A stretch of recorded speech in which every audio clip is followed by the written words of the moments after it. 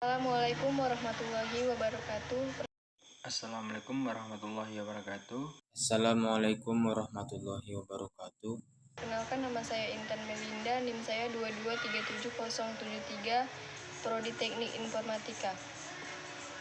Perkenalkan, nama saya Zainal Abidin Nasution, NIM 2237030, Prodi Teknik Informatika. Perkenalkan, nama saya Muhammad Sedu Rizky Dalimunte, Prodi Teknik Informatika, NIM 223708. Kami dari kelompok 1 ingin mempresentasikan sistem paralel dan distribusi.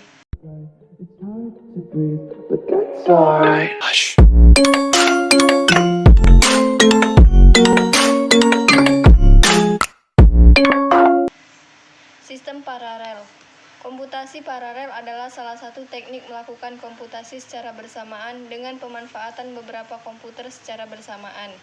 Biasanya diperlukan saat kapasitas yang diperlukan sangat besar, baik karena harus mengolah data dalam jumlah besar ataupun karena tuntutan proses komputasi yang banyak.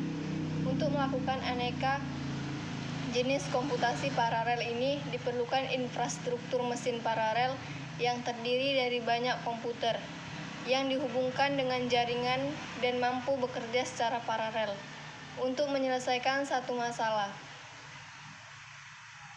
Untuk itu diperlukan aneka perangkat lunak pendukung yang biasa disebut sebagai middleware yang berperan untuk mengatur distribusi pekerjaan antar node dalam satu mesin paralel.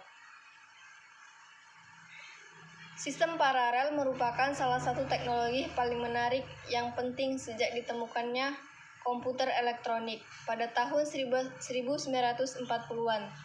Terobosan dalam pemrosesan paralel selalu berkembang dan mendapatkan tempat di samping teknologi-teknologi lainnya sejak era kebangkitan 1950-an, era mainframe 1960-an, era minis 1970-an, era PC 1980-an, dan era komputer paralel 1990-an.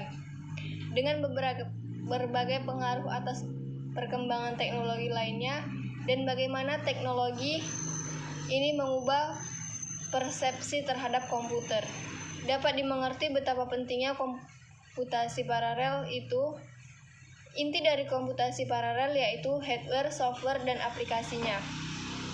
Sistem distribusi. Sistem distribusi adalah sebuah sistem kumpulan dari host otonom yang terhubung melalui jaringan komputer. Setiap host mengeksekusi komponen dan mengoperasikan middleware distribusi. Middleware kemungkinan komponen untuk mengkoordinasikan kegiatan mereka. Pengguna menganggap setiap sebagai fasilitas komputasi. Tunggu terintegrasi pada tahun 1990-an.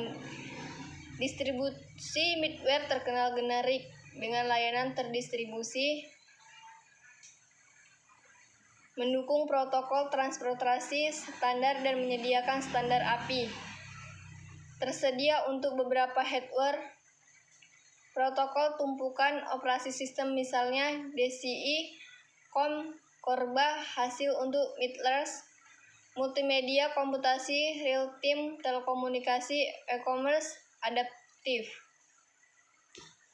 Penggunaan proses konkuren yang berkomunikasi dengan pesan passing berakar pada arsitektur sistem operasi.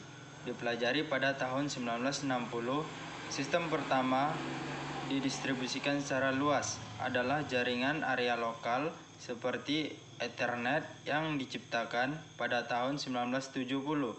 Studi tentang komputasi terdistribusi menjadi cabang ilmu sendiri komputer di akhir 1970-an dan awal 1980-an. Konferensi pertama di lapangan, Simposium Prinsip Distributed Computing atau PODC, tanggal kembali ke 1982, dan Eropa mitranya, Simposium International Distributed Computing atau DISC, pertama kali diadakan pada tahun 1985.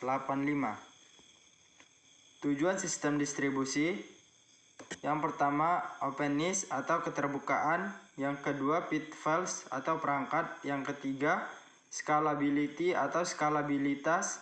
Yang keempat, distribution, transparansi atau distribusi yang transparan atau ketransparanan. Tipe sistem distribusi: sistem komputasi distribusi, sistem informasi distribusi, sistem pervasif distribusi, teknologi komputasi paralel, teknologi komputasi grid, teknologi komputasi cloud. Sistem komputasi distribusi. Komputasi distribusi adalah bidang ilmu komputer yang mempelajari sistem terdistribusi. Sebuah sistem terdistribusi terdiri dari beberapa otonom komputer yang berkomunikasi melalui jaringan komputer. Komputer berinteraksi satu sama lain untuk mencapai tujuan bersama. Sistem informasi distribusi. Sistem informasi distribusi merupakan sebuah sistem yang komponennya berada pada jaringan komputer. Hanya dengan pengiriman pesan, komponen tersebut saling berkomunikasi dan melakukan koordinasi. Contoh SI terdistribusi: mobile computing, internet, cloud storage, GPS, sistem otomatis bank, multiplayer online game, deteksi roaming pada telepon seluler. Selanjutnya, sistem pervasif distribusi. Sistem distribusi pervasif merupakan bagian dari sistem terdistribusi yang dapat diakses kapan saja, di mana saja, dan oleh siapa saja. Contohnya di bidang logistik dan lain-lain. Selanjutnya, teknologi sistem paralel.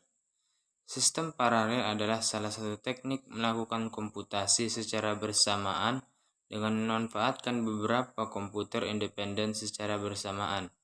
Ini umumnya diperlukan saat kapasitas diperlukan sangat besar, baik karena mengolah data dalam jumlah besar ataupun karena tuntutan proses komputasi yang banyak. Selanjutnya, teknologi komputasi grid.